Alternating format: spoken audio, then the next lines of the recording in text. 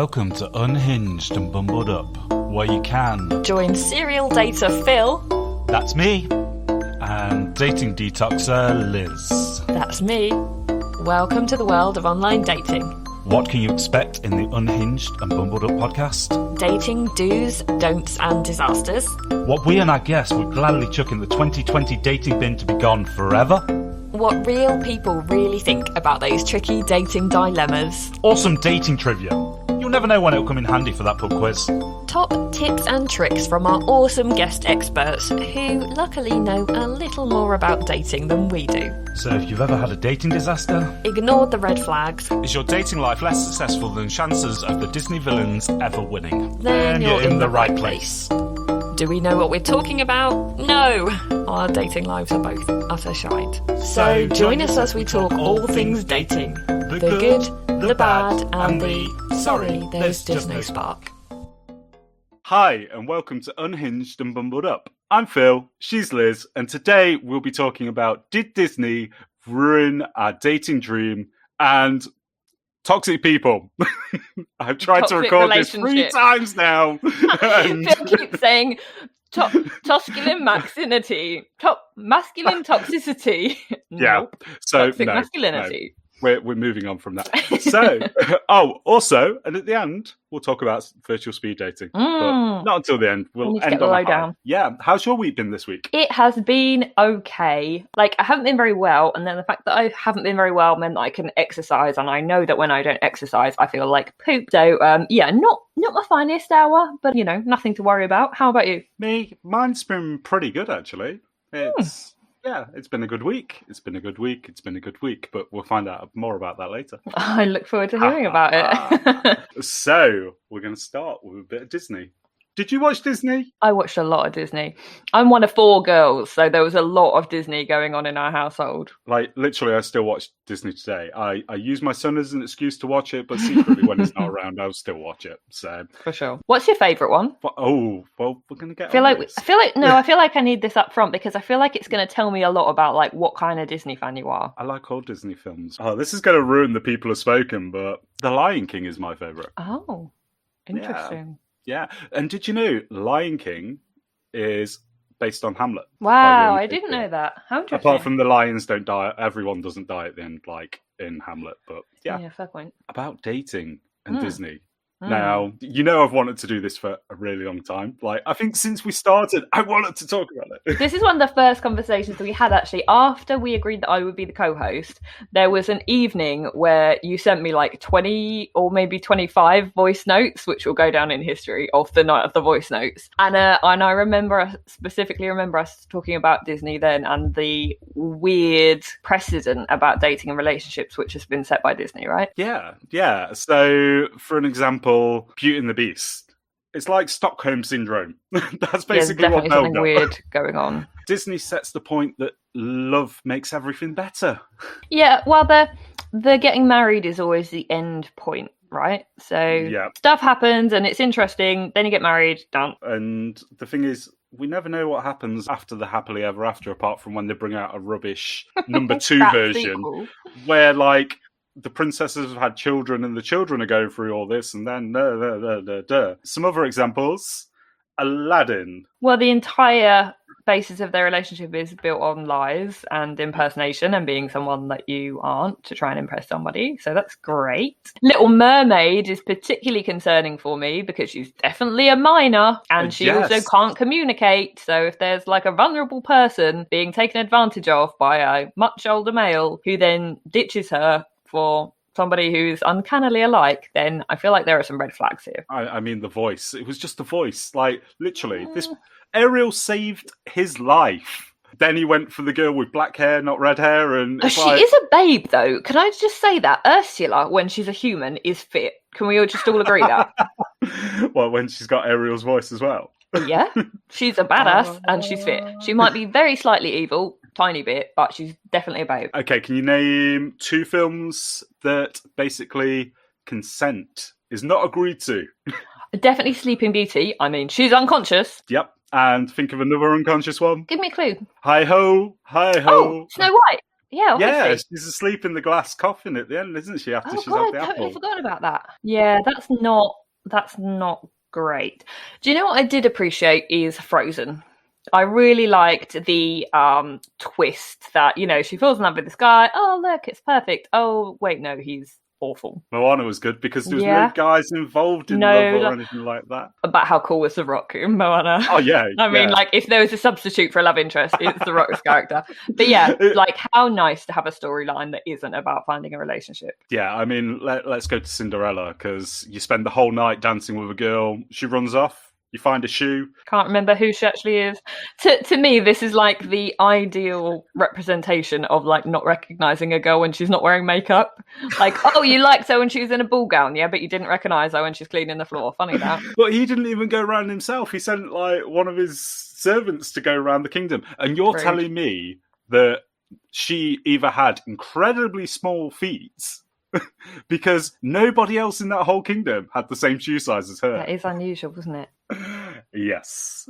I mean, it's not the weirdest thing about it, but it's definitely unusual. But yeah, it's Disney just gave this message that love just happens. You're walking along one day, all of a sudden you see your handsome prince, and it's like, look. I think the other thing of concern is that the marriages seem to happen when they don't really know each other at all. We seem to skip, it's all about the meeting and being wow struck. And I feel like maybe that's a problem that I have now, because when I meet somebody, if I'm not wow struck, I don't even know if that's a word, by the way, I'm using it. If I don't feel that ha kind of feeling, then I'm like, no. And for me, maybe that's what I label as we didn't have any chemistry or there was no spark, when actually it probably could grow over time. But because I'm expecting some massive, impactful thing to happen, everything else is, or so at least some cool music, some stirring Disney music. And when that doesn't happen, you're like, no, this can't be it. But maybe it is it. Maybe it just takes a while to develop, Yeah, you want to hear a bit of Sebastian going sha-la-la-la-la-la-la, don't be shy. Kiss the girl, yeah. You have a lovely singing voice. Yes. Yeah, it also says that love will accommodate all of your flaws. So as we were saying before about the lying, everything like that, it's oh, yeah, just lie away. Base the relationship on a lie. If we look, there's a weird power dynamic going on, particularly financially. So Beauty and the Beast. Belle lives in a fairly modest farming town. Little French village, Beast is obviously a prince, lives in a massive castle. Snow White, where although she is a princess, she's living in a house share, fundamentally. When the prince comes to find her. Obviously Cinderella, he's prince, she's cleaning floors. I feel like in a lot of these situations, the reason it all works out and she no longer has to clean the floor is because she gets to go and live with him in his big palace. And I feel like this is not sending great messages about a woman's ability to solve her own problems and be financially independent. It's all about the man saving the day. The man will come and save you at the last minute. That is it. And I was thinking about this not just in relation to Disney, actually. I was thinking about it in rom-coms.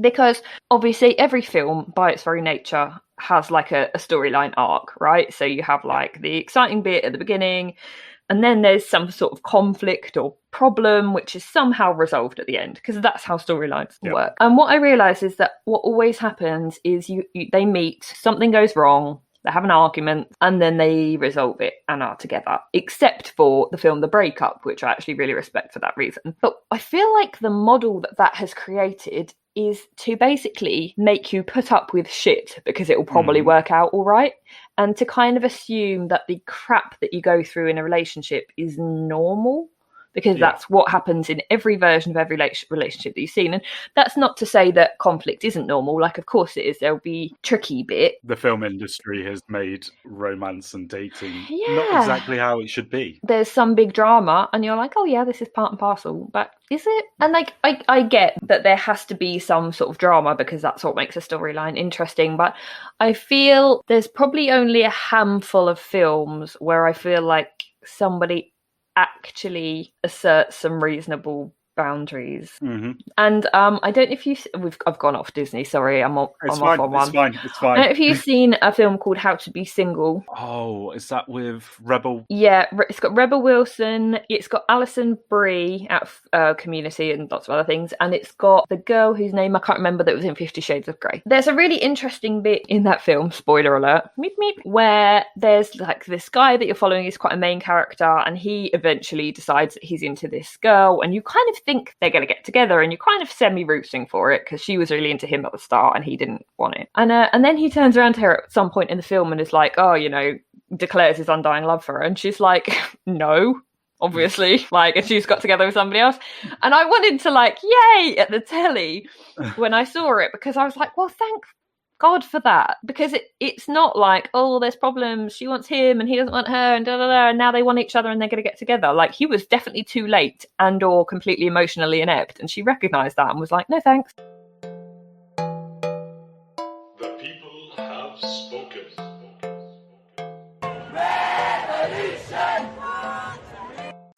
This segment is called The People Have Spoken. Well, you've spoken, if you're an Instagram follower, that is. So, every Wednesday, we ask some questions and get your answers, then we discuss. Here's the part of the show. The people have spoken. And now we've asked you quite a lot of questions on this last Wednesday. And do you know what? Thank you, everyone, for answering it, because it always helps us so much. Now, we asked, did you watch Disney as a child/adult? Take a guess, because I was shocked at this slightly. I think it's got to be 100%, though. No. What? 91% yes, 9% no. And when I saw that first person put no up, I was like, how have you never watched Disney? How? I mean, maybe these it's people great. are probably happily married in relationships and no problems or issues in life at all. It's probably just... not at all disappointed with the lack of handsome prince who's turned up to rescue them from their boring life. Yeah, I mean, I've never had a handsome prince rescue me. No? From my Oh, life. that's a shame. I know. So, if we move on, did you ever want to be a Disney princess or prince? Did you? Yeah. Which one? Probably Jasmine. She's cool. She's got a tiger. Like, who's a pet tiger? That's wicked. Exactly. And she lives in Agrabah. I could slightly identify with the Little Mermaid because I'm one of 4 girls, and you know she's got like a zillion sisters, and they all do this like musical number at the start. She's got 7 sisters because it's named after the 7 seas. There's meant to be 7 seas or 6 sisters, something like that. But okay, interesting. Yeah. You are full of Disney trivia. I love Disney. So don't hate on us, by the way, because somebody said, "Oh yeah, you can do about Disney. You're going to get all the Disney people hating on you." Don't hate on us because we're not trash talking. Disney, you know, for sure it has its place. It's brought a lot of joy to a lot of people. I just feel like there are some limitations in its perception of relationships, like big time. There's a lot of like weird codependency and abuse stuff going on for sure. Massively. So what percentage do you think wanted to be a prince or a princess? I would say high. Bearing in mind the people who watched it was 90. I'm going to go 80%. No. Higher or lower? Lower. No, 60? Lower.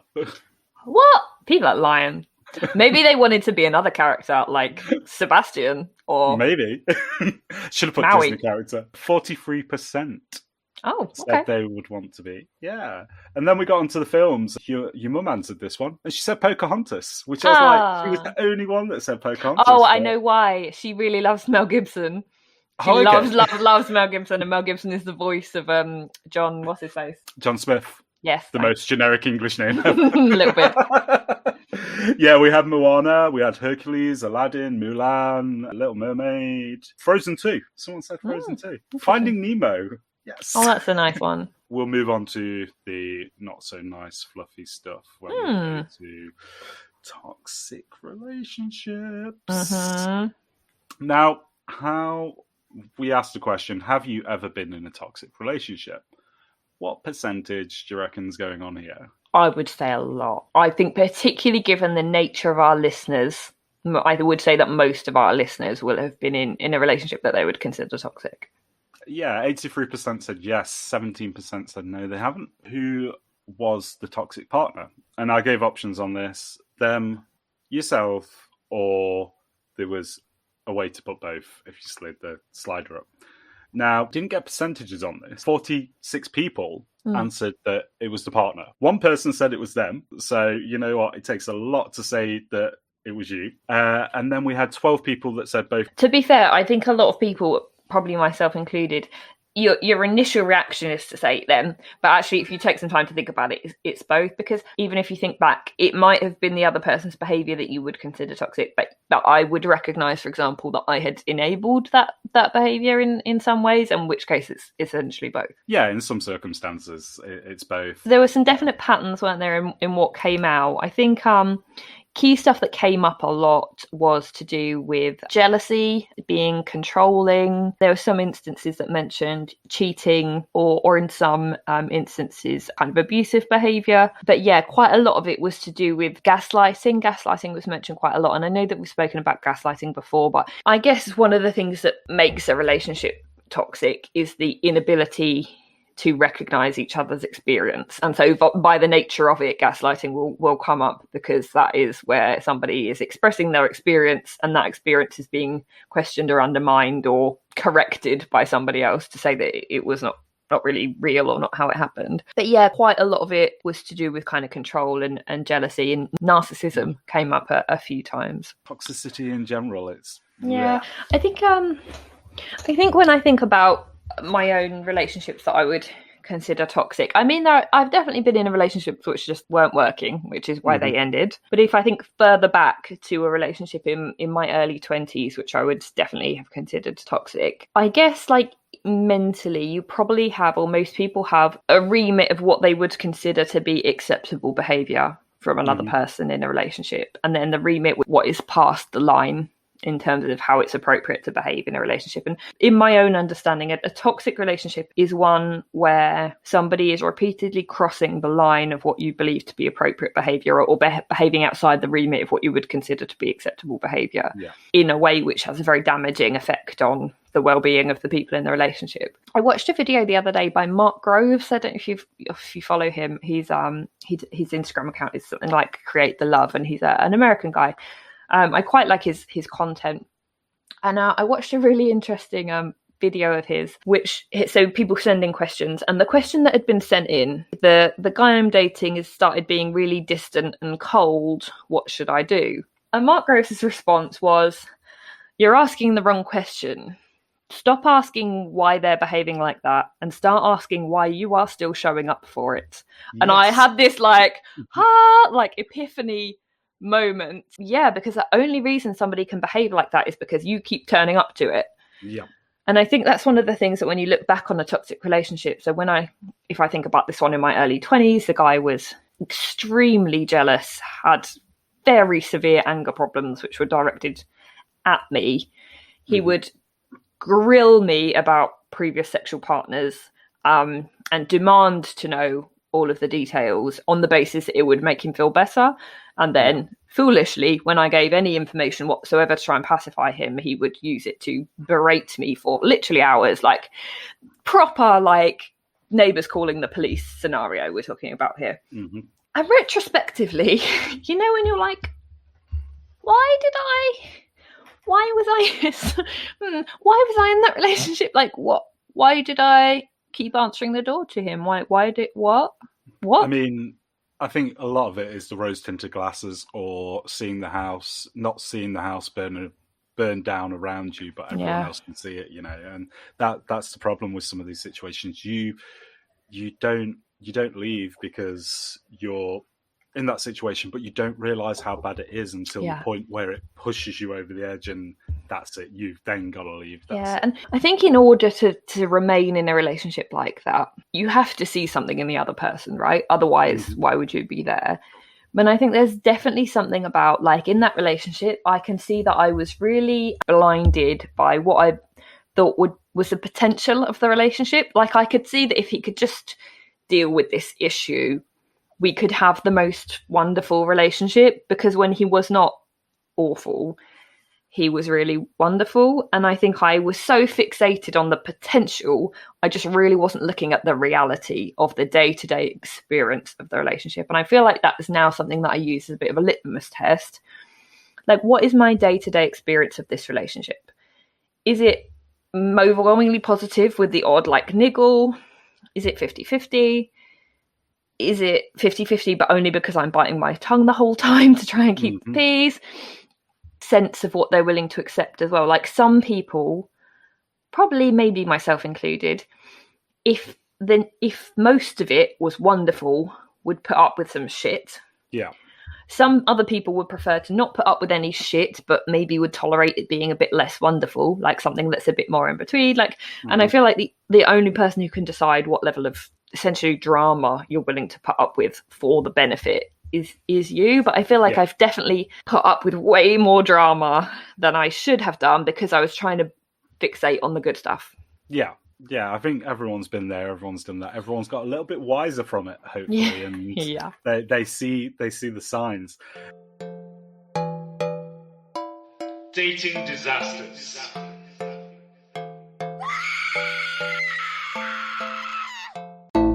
This segment is called Dating Disasters because, let's face it, we've all had them.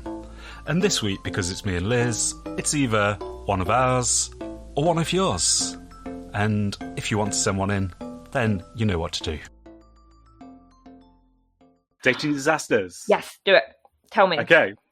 Tell you all about the dating disasters. Yeah, because I really like that today you're going to share one of yours, Phil. And I really especially like that it's vaguely related to Disney. It is, because I actually went to Disney when I got there. Disneyland. Okay, start at the beginning. Start at the beginning. So I need to take you back.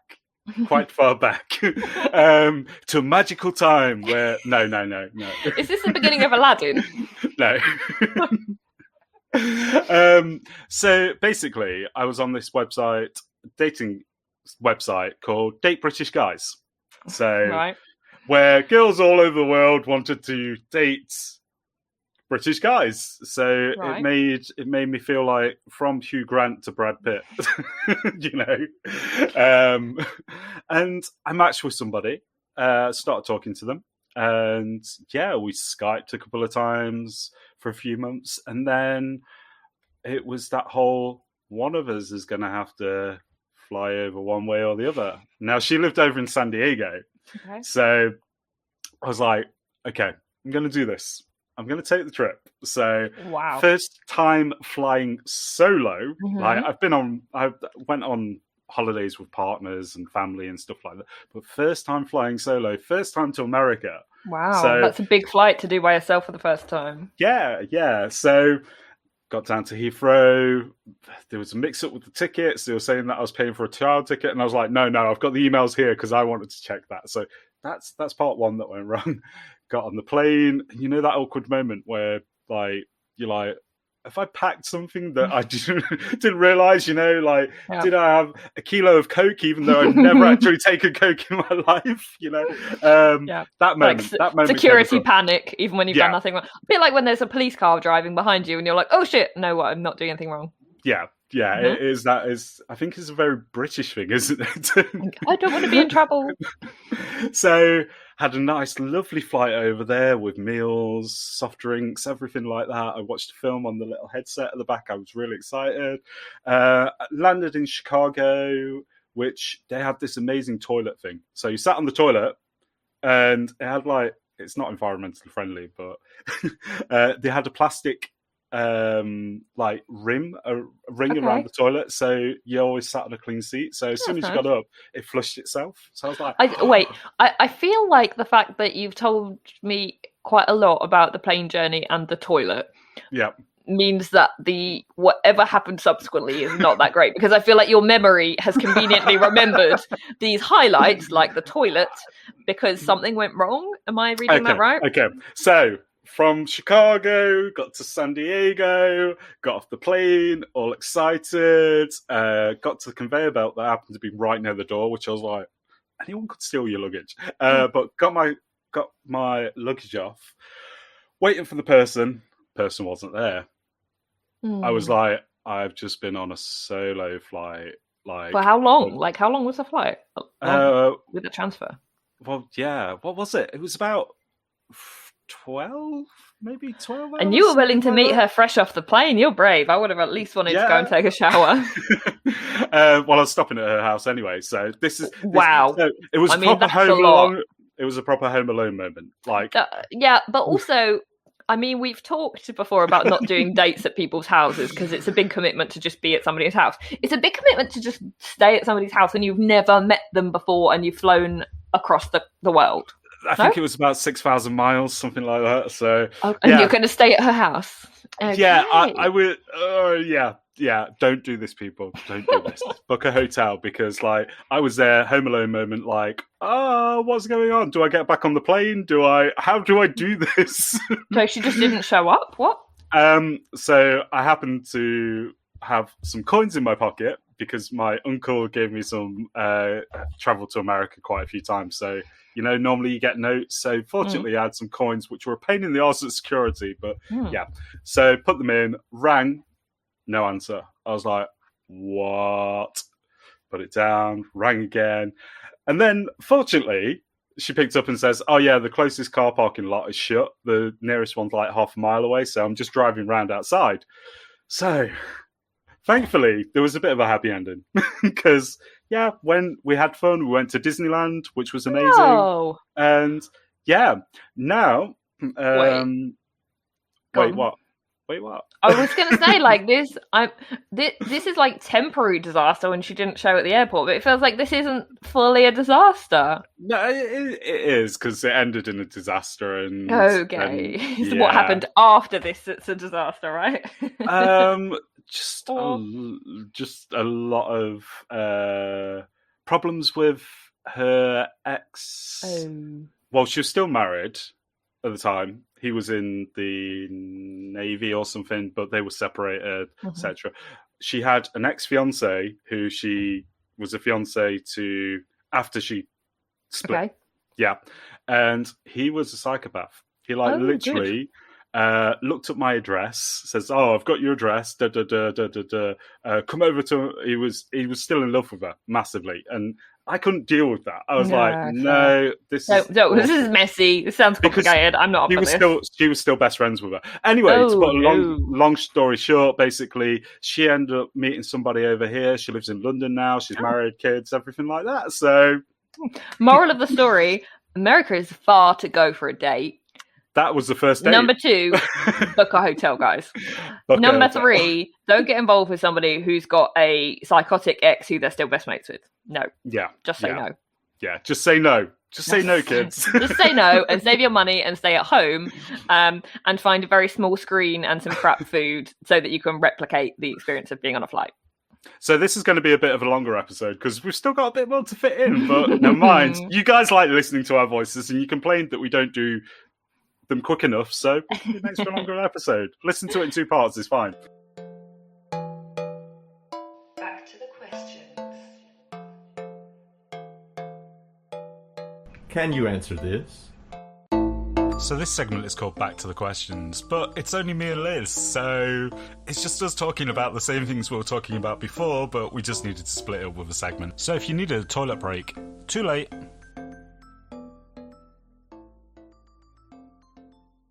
Now we're going on to toxic masculinity. Yes, I got it right. You did it.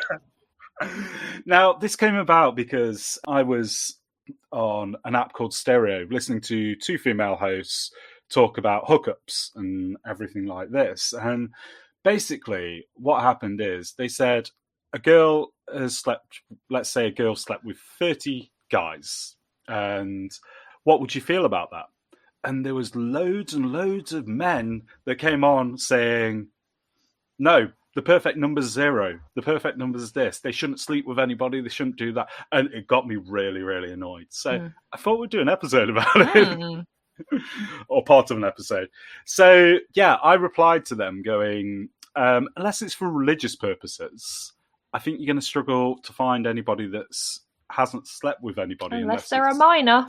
Yeah, exactly. And I hear that's frowned upon. Massively. Then I said, take a look at yourself. If you're not 0, then don't be looking for 0 because you're not leading by what you want. It's just the weird way that we view sex. Like, there's something weird about the concept of losing your virginity. Like, that's fundamentally a weird concept because the inference is that doing this thing permanently alters your state of being, and that you have this revered status which you lose irrevocably when you have sex. And that kind of thing is not attached to anything else. Like, there's no name for when you eat your first Chinese takeaway, and there's no name for when you play your first basketball match. Like, there is no other physical act that I can think of which permanently changes your perceived state of being, and there is a specifically which is associated with the loss of something. It's winning your sexuality.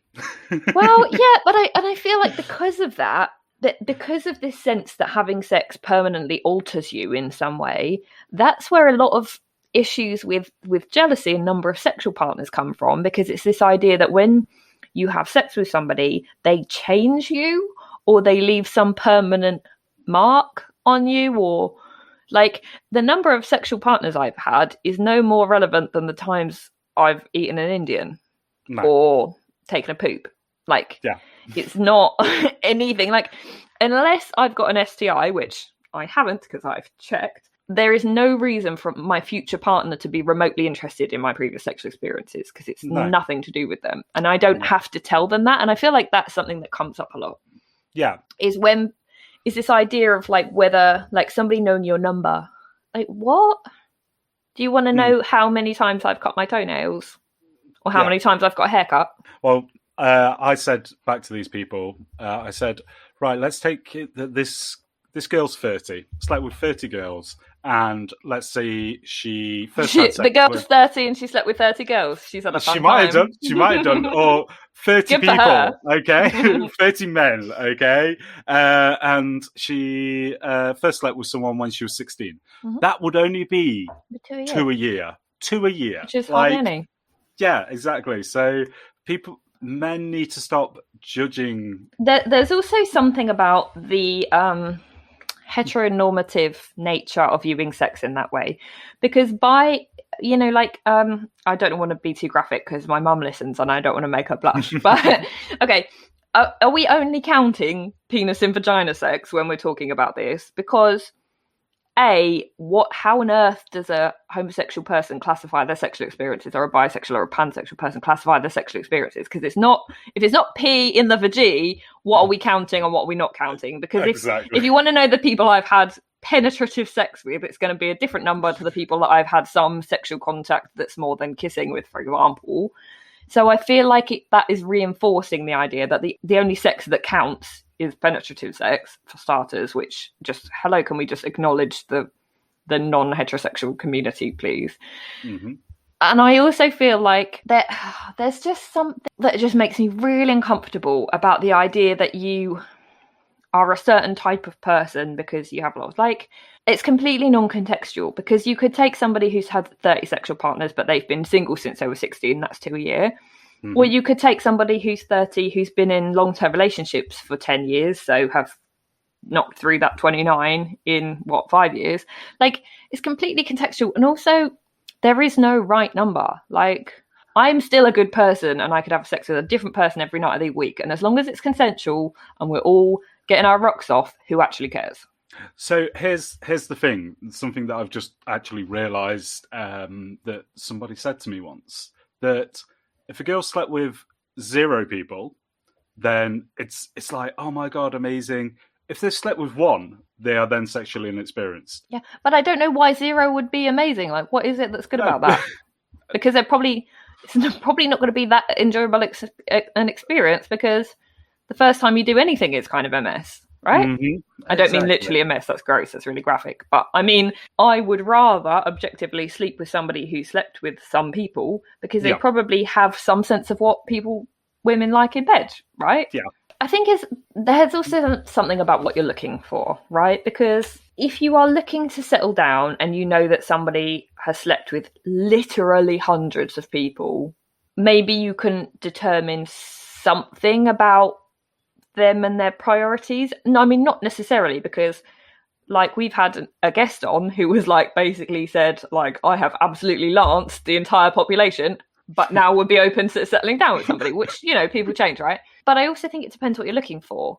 Like, I don't know, I've had an experience before where I hooked up with a guy, and I knew that he was clearly had a lot of sex. I mean, I won't go into the specifics, but he clearly had a lot of sex with a lot of different women. And I was like, good for you. I'm really pleased for you. Do you know I'm really pleased for you? Because it's really great for me, because you know what the hell you're doing. Yeah. If I was looking for somebody to settle down with, maybe such strong indicators that he had a lot of sex with a lot of different women I might feel slightly differently. But then it depends, you know, if he's actually looking for somebody to settle down with, what's it actually matter? I mean, people have got different perceptions of what a lot of people are. Like, literally, there's celebrities out there, well, celebrities in the loosest quote unquote, term of the word, that have slept with hundreds or thousands of females. And then other people that have slept with 60, 30, 10. It doesn't matter. It's just a number. And this leads me on to my other point, because I saw a post last week regarding the contraception. And now I saw a lot of replies on this post, basically guys going, like going off on one. But me, as a man, I would totally be in favour of contraception for men, like a pill or something like that. Because how I look at it is, if I slept with 90 women in 9 months, I could effectively get those 90 women pregnant. Yep. If a woman slept with 90 men in 9 months, she can only get pregnant one time. You're the liability here, not the women. I put my hands up, totally. I put my hands up, and do you know what? If there was something out there, then yeah, I'll take it. Not a vasectomy, because it says it's reversible, kind of but serious, yeah. So I just wanted to get on that point. Well, but also that logic doesn't really hold. I'm sorry to burst your bubble, because if you have sex with 90 women and you're on a male contraceptive, sure, you won't get them pregnant, but you're probably going to give a lot of them an STI, because you're pretty good chance you're going to pick one up from one of those 90 women and pass it on to the other 89 of the women, right? So I have this real bugbear, right, about contraception, because getting pregnant is not the problem here. No. Getting HIV is actually the problem here. And honestly, for me, I'm being quite serious here. If a guy tries to come at me without a condom, he's getting kicked out of my fucking house.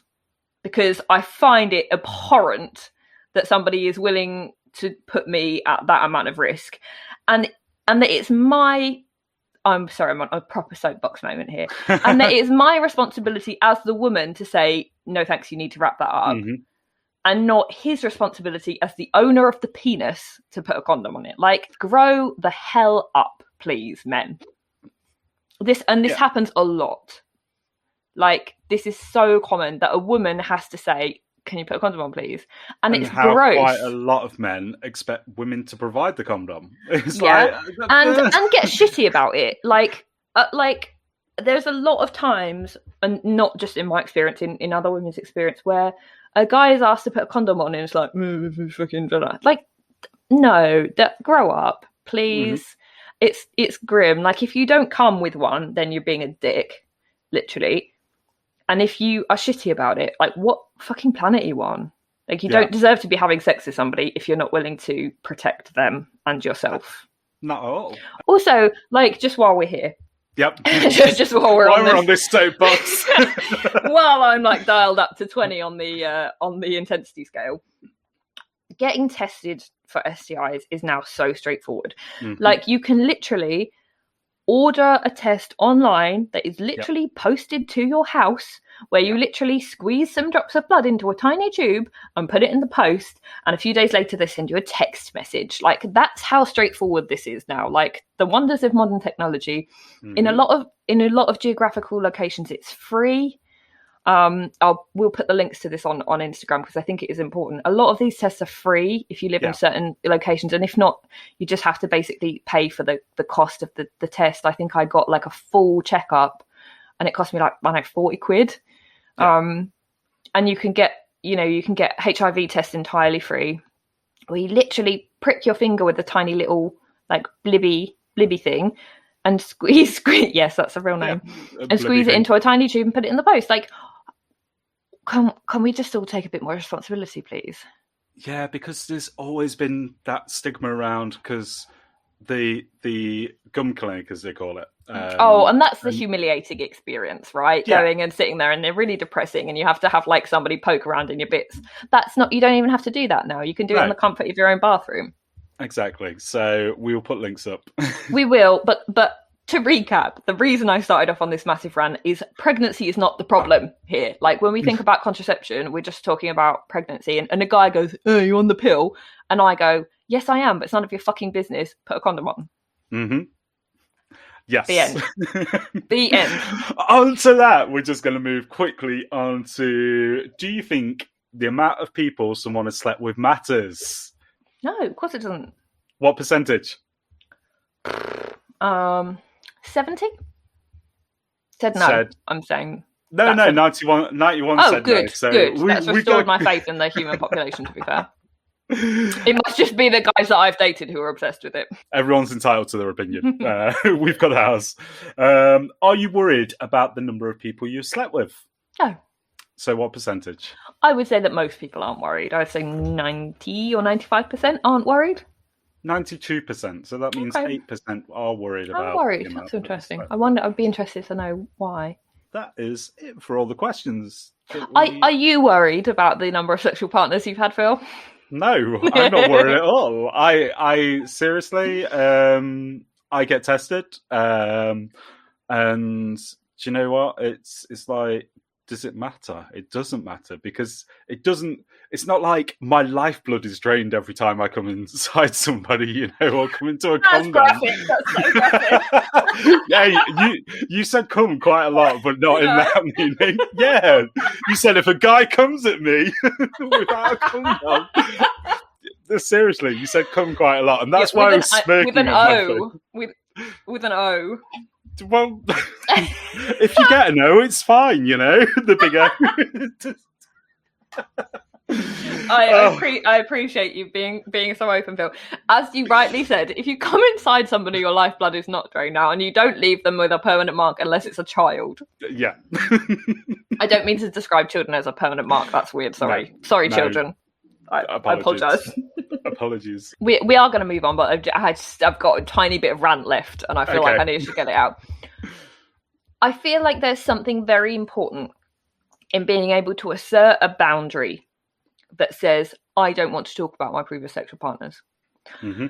And I feel like it's, for some reason, in relationships or when you're dating, for some reason, it's seen as okay for somebody to ask about the number of sexual partners that you've had, and for you to be expected to tell them. Like, this came up in a TV show that I watch called The Bold Type, which I really love the show. It deals with some amazing issues. But there was this big thing about number of sexual partners, and this person was just really, found it very oddly secretive that the other person didn't want to tell them, and made inferences about what that mean, and it must mean that it's loads, because if you don't want to tell me, you're clearly trying to hide something, and blah blah blah. Can I just say, for the record, my opinion is that you do not have to divulge any information about yourself that you don't want to divulge, unless it will put somebody else at harm. So there's certain things that you're obliged to tell somebody. These include having a communicable disease, possibly something which might affect their safety, like having been in prison. That's mostly it, in my opinion. But certainly you're not under any obligation to discuss the number of sexual partners that you've had. That is a private matter. And like I said, nobody has a right to know what my sexual history is. Because you date me, that doesn't give you automatic right to grill me about my past sexual experiences. No. And I feel like, can we just stop normalizing that discussion and make it so that if you want to talk about it, for sure, talk about it. But if you don't, then it's your right to privacy. I don't have to tell someone I'm dating about my entire medical history, do I? Because it's none of their business. Likewise, I don't need to tell them about my sexual history. And I'm somebody who would just rather not know stuff. I don't want to know. If I'm dating somebody, I don't want to know. Well, yeah, for sure. If I'm likely to go into anaphylaxis and need to carry an EpiPen, I should probably tell somebody for my own safety. Yeah. But other than that, I don't need to tell somebody personal, private matters that don't affect them at all. Nope. And I feel like there's this weird social standard where it's expected that you're willing to talk about it. And I just feel like, no, you don't have any right to know those things. I'd stop asking me. Exactly. So, on that Anyway, note, the rant is definitely finished now. It's over. Shall we move on to The 2020 bin.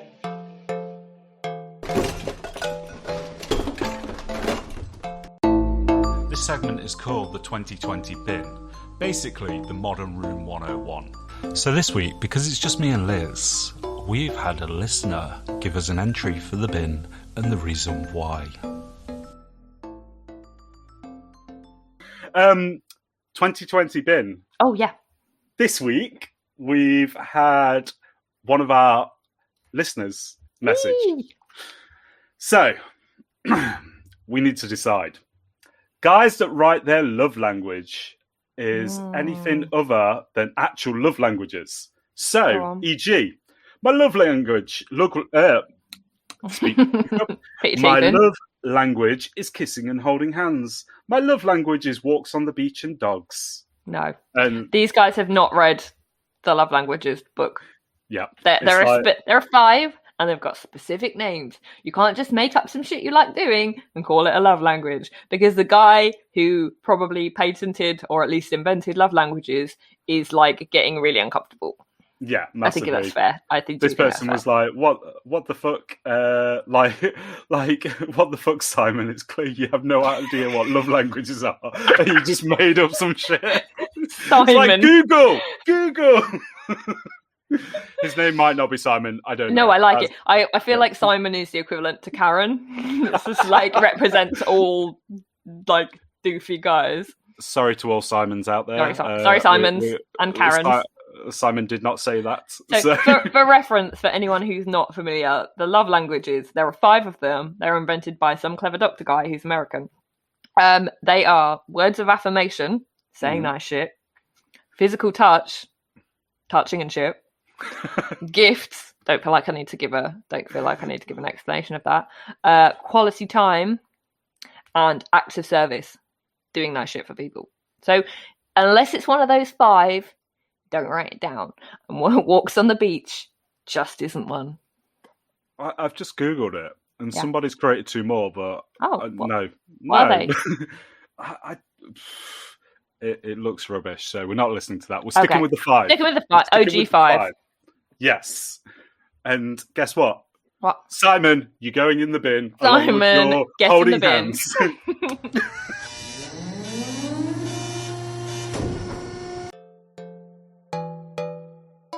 Back to the questions. Where am I? Who are you people?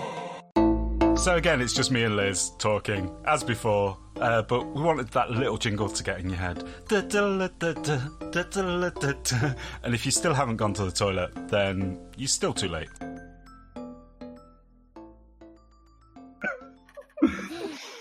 Okay, so Phil, I've been waiting for this for the whole episode, but we need to hear about the virtual speed dating. I want to hear the good, the bad, the ugly, and how you rated it. It was all right. No, I'm joking. I got more than that. It's a really short segment. So I really enjoyed it.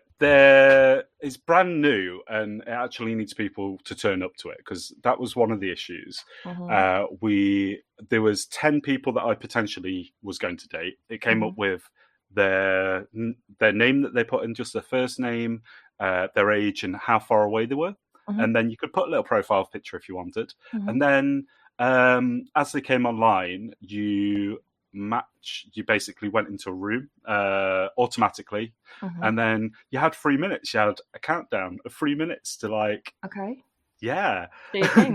do your thing. So beforehand I created sets of questions. So I had 1 to 6 with 3 questions in each set. So literally I turned around. This is a good strategy, Phil, because I feel like I would have turned up to it and been like, "Hi, I'm Liz, I'm living that together," like dry.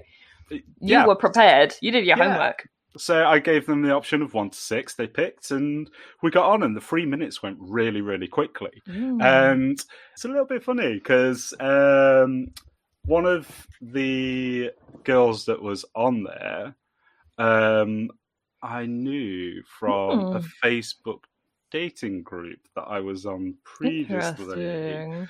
And yeah, we got chatting, and we may have gone on a date. I'm like living vicariously through you right now. And we may have a second date planned. Oh my god, I'm too excited. I have already bought my hat.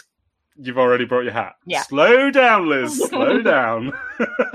Not that marriage is the end goal. Backtrack. No. Fucking Disney. Backtrack. Stupid Disney. No, we love Disney. Anyway, with that, Yeah. this next bit, I'm talking to the creators, Adam and Rob, all about it. So That is super exciting. give this bit a listen, and then we'll be back for final thoughts on the end of this. Ask the creators.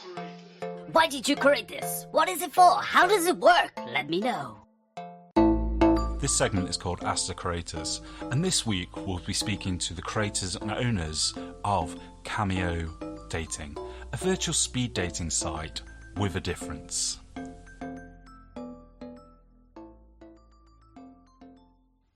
So now we are joined by Adam and Rob from Cameo Dating, the virtual speed dating site that I went on. So hi, guys. Hey, thanks for having us on. How's it going, Phil? Very well, thank you. So tell me a bit more about Cameo Dating and where the idea came from, and what it's all about for those who haven't tried it yet.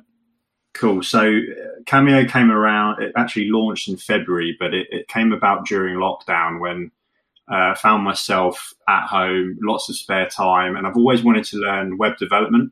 So it's always been on the to-do list. So I did a course for about a month learning how to do it, and it just opened a load of doors and ideas for building something that regular people can use. And I've always enjoyed speed dating myself in normal times, going out, and I always found that you get a better sense of the person that you're dating with. So I wanted to try and build a site or a platform that would let people do that virtually from home. So that was sort of the seed of the idea. And it took about 4 months of long days and nights to develop this thing. But also I wanted it to be customizable. So it wasn't just complete blind date. You could also kind of filter on the sorts of people you wanted to meet with, whether that be based on distance or age or religion and things like that. Because I know that some are more reluctant to try that unless those sort of things are there. And so 4 months down the road, it turned on in February, and it's been a really interesting ride from effectively a clean sheet to where we are now. Hundreds of people signing up, and we're running events once a week. And the feedback's been great. We've got people coming in all over the world, coming up from Canada, the US, all around Europe, India, Africa. It's quite great to see, and we really believe in this thing. We think that dating on the normal apps just isn't really working anymore. And I think when you speak to people, they all say, I don't enjoy it. It's not a nice experience. I get ghosted. I meet with someone, they didn't look anything like what their picture was like. And I think it's just fueling this sort of throwaway mentality of, this isn't even a person I'm looking at on this app. This is just an image, and people are behaving unnaturally. They're just swiping left and right. And, if you were in front of a person, you'd never do that in reality. So this is trying to get into the middle ground where it's still efficient. You're still going at speed, and you're able to kind of meet a lot of people in a short space of time for people who are busy, but you're able to get a better idea of the personality, the character, different levels of communication that you just cannot get from an image. And we're really excited about it, and the community is building slowly, and we're really excited about how it's panning out. Yeah, I absolutely loved it. That's I really enjoyed the experience. So yeah, Rob, sorry.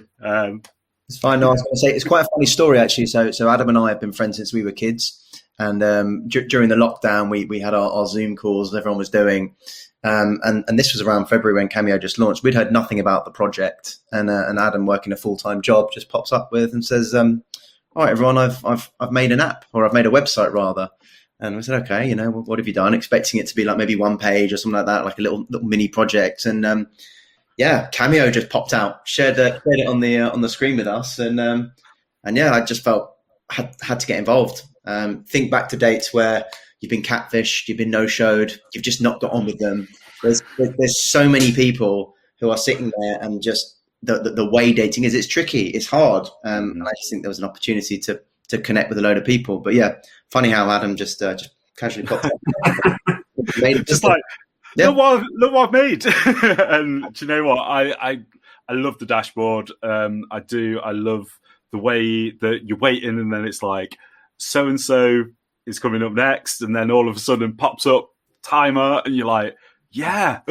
Like, you do connect with people on a different level. I mean, I've done video chats with people before, but I still don't feel that that's the same as this. This has got something a bit extra about it. And like you say, I do feel the old sites are stale. Do you want to tell everybody a bit about how they can sign up and what they can do and how it all works? Yeah, so sure. If you go to cameo.co.uk, and it's spelled KAMIO, it's got all the information there about how it works. You basically will click on like a sign up button, and you fill in a very short form, name, phone number, email address, and a bit about the sorts of people you'd like to meet. And then if you sign up for an event, which we're holding once a week, whichever one suits your diary best, basically, then that will be on that day. You sign onto the website, and you'll have like a dashboard, as Phil was saying, that shows you everybody that you're planned to meet with. And then at the time of the event, it will put you into chat rooms automatically. So there's no kind of link to a Zoom or a Google Meetups. This is all integrated in one place. It's just one website. You don't need to download any special equipment or anything. Just need a camera on your device and some decent internet. And then just get comfortable, and it will kind of automatically schedule the dates and put you into the rooms. You have 3 minutes per date. So you'll see that ticking down, and you have the full screen experience. So it kind of immerses you as if you really are sitting in front of the person. If you like them, there's an option to like them live in the date or afterwards if you on reflection. If it's not going well, which is always possible, you can actually just jump out of the chat, no problems at all.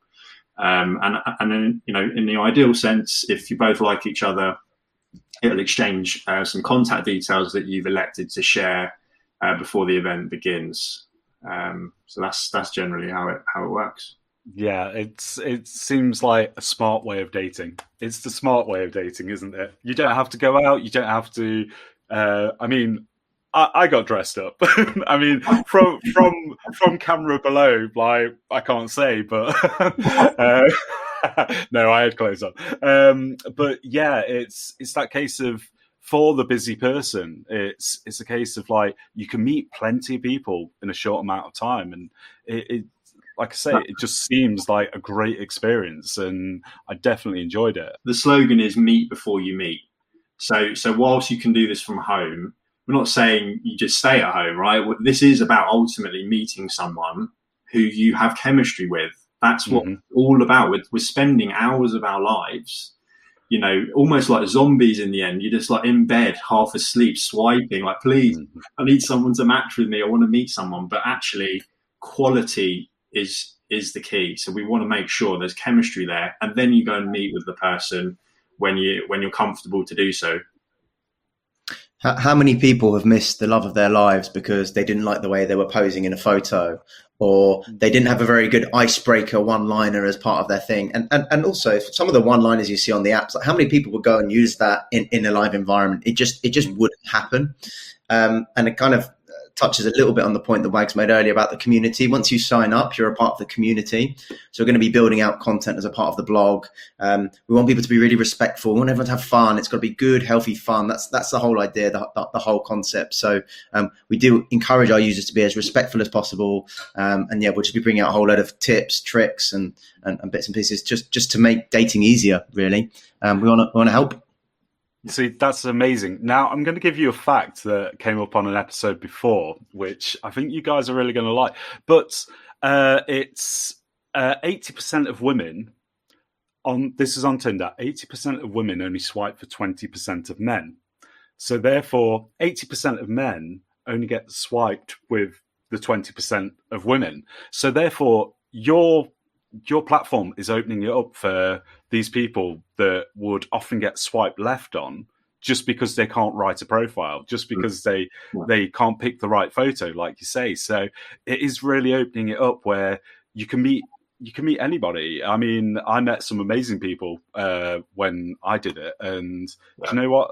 Those people on dating apps, I would have probably, I don't know. I don't know whether I'd have spoken to, but speaking to them and actually listening to them and hearing their conversation, I was like, yeah, these people are cool. 100%. It's so much more pleasant as an experience, even if you don't fancy the person in the end. No harm done. But how much nicer is it to have a live conversation, learn something about the person, maybe learn something about yourself and what you're actually looking for, having had some conversations. It's a good way of kind of building up your own confidence and testing things out. And, you know, yes, you can fail, but it's 3 minutes and you move on. You may never need to speak to each other ever again. Yep. So it's just a generally more pleasant experience, as we think. Because there's such a huge amount of value to just connecting with someone. It actually doesn't matter what the end product is. Great if you find the love of your life, fantastic. But just that ability to talk to someone, connect. Again, like you touched on, maybe people you've not met or wouldn't usually knock around within the same circle, wouldn't usually swipe on. And you can learn some good interpersonal skills. You know, a lot of people who are unsuccessful on apps could quite possibly go on less dates. So it's just a chance to just get used to talking and being in that environment, which is half the thing. I think a lot of people in their first dates won't represent who they really are because they're nervous. They haven't done it very much. And you know, often in the past where I've dated people, I've been on sort of dates 2 and 3, and each date kind of progressively gets better as you kind of, you know, that the dust settles and a bit of those nerves wear off. So we're trying to fast track a little bit of that by just putting you into a conversation, trying to help you have that conversation too. Yeah, because it's 3 minutes. That's all it is. Whereas you can spend hours on dating apps, backwards and forwards conversation before you actually get to the point of talking on the phone or anything like that. And then there's, like you say, there's so much wasted time on these apps that just aren't working. And we have people come to us with exactly the same results, the opening lines from these guys that are like, cringeworthy because they're just so disgusting, and nobody would even say that they wouldn't want anyone saying it to their mother, so why are they saying it to other girls? Where you guys are kind of like going, right, we're going to cut all those people out because those people won't come on this because they've got 3 minutes and that's that. Where so you're creating this environment that's fun and exciting to date again, and being on dating apps, dating this platform anyway, this new platform that you're creating. And do you know what? I want to thank you guys for it because I can see it skyrocketing. It just needs more people to sign up. So if you're listening and you're tired of the Tinder, you're tired of the Bumble, you're tired of Hinge, you're not getting anywhere, give Cameo a try. Yeah, thanks guys for creating this format because absolutely love it. Pleasure, absolute pleasure, and thanks for having us on and what you're all doing. And I think the common thing with all of those here is we care about this and we believe in it, and we actually, we're regular folk. We've done this as well. We understand what it's like, and at the end of the day, it's all about having a good time, having a bit of fun, and you never know. Yeah, maybe you meet someone who you really like, and that's it goes from there. And it sounds like your listeners are exactly the type of people we want to help as well. So we kind of love what you're doing, and I've enjoyed coming on as well. And keep coming to the events. Hopefully we can find your partner. You never know. Yeah, hopefully. Fingers crossed. Nothing else seems to be working, so fingers crossed. Thank you very much. Final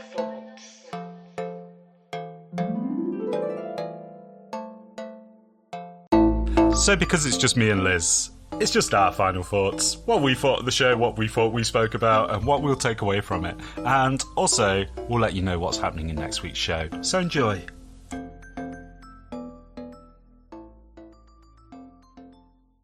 Okay, so Phil, final thoughts for today's episode. Go. final thoughts for today's episode, this extra long episode that we've just recorded. And I think that we need to stop taking Disney so seriously and thinking our princes out there and they're just going to ride along on a horse and save the day and everything like that. No, women, you are strong. Be like frickin' Moana or Elsa and rule. Yeah? You don't be your own hero. Be your own king or queen before you meet a king or queen. You don't Nice. You can put that on a t-shirt. Yeah, I will. That'll be merch soon. Don't worry. Liz, what about you? I guess the thing that sticks with me is about when we're talking about toxic relationships or, relationships that aren't working. My final thoughts are that you can't control how somebody else behaves, but you can control if you keep showing up for it. Yeah. No, that's it. That's all I got. Yeah, that's fine. So, again, thank you everyone for listening. If you have a dating disaster, you know what to do by now. If you want something in the bin, drop us a message. Yes. And we have a phone number now. We have a phone number. Hey, you're trying to give everyone your number. I'm keen. Slide into my DMs, people. Don't need to. You've literally just given them your number. You're like basically the guy walking around a bar chucking business cards at people. Like, call me. Hey, baby, call me. I mean, why not? So if you have a dating disaster and you can't be bothered to email, just jump on WhatsApp. Or you can leave a voicemail because it's directly directed to voicemail. So don't try calling me and getting through to me because you won't get through to me. So, yeah. Cool. The number's on Instagram because I Lovely. don't think you want to hear it. No, and do you know it off by heart? But yeah, as always, we're really keen to hear your dating disasters or what you want to put in the 2020 bin to be gone forever. So please get in touch. We love hearing from you. Phil and I both absolutely live for the messages that we get in our DMs from listeners. So we love hearing from you guys. And if you've got any ideas about what you want to hear more of on the podcast or a topic that you would be interested in us covering, then please let us know. Because next week, it's me and Liz again. And we're covering dating etiquette. We are. What the hell do you do on a first date? What are the rules? How do you behave? What is appropriate? Pays? Oh my God, don't get me started on who pays. You can look forward to another Liz rant. Yes, yeah. I'll make sure I'll try and rein it in, guys. I do try. I'm sorry. We love it. We love it. Everybody loves it. That's why they come back and listen to Liz rants. Or maybe they just skip that bit. I don't know. They don't know where it is because we put it in random places all the time. We should, when people give time markers in the show notes, it should be Liz rant from 36 minutes to 49 minutes. The rest of the show. The entire rest of the episode. That's why it's so damn long. Yeah, but hope you've enjoyed this extra long episode because we've had a lot to talk about and maybe we shouldn't put so many topics in, but hey, we've got to cover everything, haven't we? So thank you again and we will speak to you next week. Bye! And I'd like to thank everyone for listening.